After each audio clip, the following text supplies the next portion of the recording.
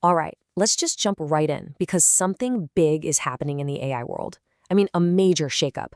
And it's all because of this one new model that's completely changing the game when it comes to both power and, you guessed it, price. You know, for the last couple of years, the conversation around high-end AI has been, well, pretty predictable, right? It's always been about OpenAI or Anthropic. You're talking about GPT, you're talking about Claude. They've been the kings of the hill, the ones setting the bar for everyone else. Well, that's over. The party isn't so exclusive anymore. There is a brand new player in the arena, and folks, this one isn't just trying to keep up. In some really key areas, it's actually taking the lead. So let me ask you this, because this is really the core of it all. What if you could get that same top-of-the-line, cutting-edge performance, but for a tiny, tiny fraction of the cost? I'm talking pennies on the dollar.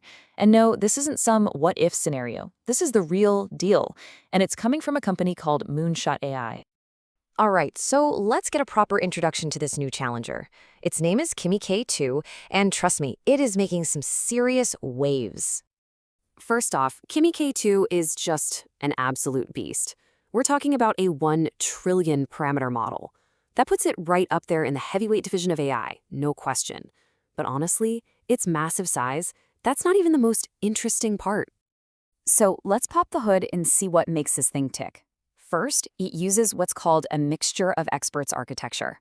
Think of it like instead of one genius trying to do everything, you have a whole team of specialists who each tackle part of the problem. It makes it super efficient. Plus, it's open source, which if you're a developer, you know is a massive, massive deal. It's also got this huge 128K context window. But the real secret sauce, the concept you absolutely need to get, is this thing they call agentic intelligence. Agentic intelligence, what in the world is that? Well, it's pretty simple when you break it down. Think about the difference between, say, a Google search and a real personal assistant. A search engine just gives you a list of links. But an agentic AI?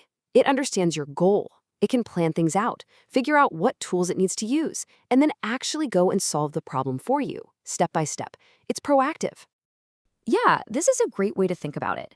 A calculator is a tool. You put in 2 plus 2, it gives you 4. End of story. An agentic AI is more like a research assistant. You give it a complex question, and it goes, okay, to answer this, first I need to hit the virtual library, then I'll cross-reference these sources, and finally I'll put it all together into a report for you. See the difference? It's a massive, massive leap. Okay, that all sounds great. Big promises, right? But as they say, the proof is in the pudding. So let's put Kimi K2 to the test. Let's see how it actually performs when it goes toe-to-toe with the titans of the industry. And whoa, this is where things get wild. There's this super tough benchmark for agentic reasoning called Humanity's Last Exam. And look at this, Kimi K2 actually beats not only Claude, but a future version of GPT. This isn't just it playing catch-up people. This is Kimi K2 storming the castle and setting a brand new standard. And it's not just some abstract thinking test either. Let's talk about something real world, like coding. On a benchmark called SWE Bench, which is all about fixing actual bugs from GitHub, Kimi Q2 is right there, shoulder to shoulder, with the best version of Claude, and way, way ahead of GPT-4.1. So it's got the brains and the practical skills. So, the verdict on performance is in. It's a contender, a top-tier model, no doubt about it. But now, we get to the part that isn't just impressive.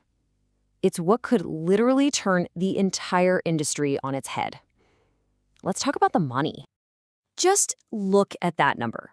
60 cents. Not $60, 60 cents. That is how much it costs to process 1 million tokens of input. If you ever paid an API bill for one of the other big models, you know just how insane that number really is. It's staggering. Okay, let's put that number side by side with the competition. GPT-4 Turbo, $10 for the same million tokens. Claude 4 Sonnet, $15. Kimi K2 is sitting over here at 60 cents. It's not even in the same ballpark. It's playing a completely different sport. And when you look at the cost to generate text, oh boy, the gap gets even wider. So let's just spell this out. You are getting performance that is just as good, and in some cases better, for a price that is up to 97% cheaper. That isn't a discount, that's not a sale, that is a fundamental reset of how this market works.